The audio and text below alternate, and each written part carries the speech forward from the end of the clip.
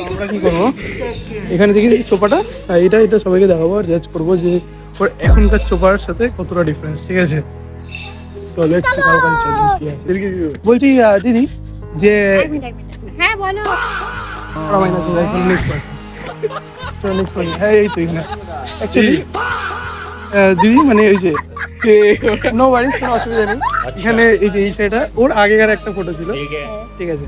তো এখন ওকে দেখে তুমি জাস্ট কি করতে চাও, কি জাজ করতে চাও? আগে কিরকম লাগতো আর এখন কিরকম, আউট অফ 10? এই ছবিটা ভালো করে ভালো করে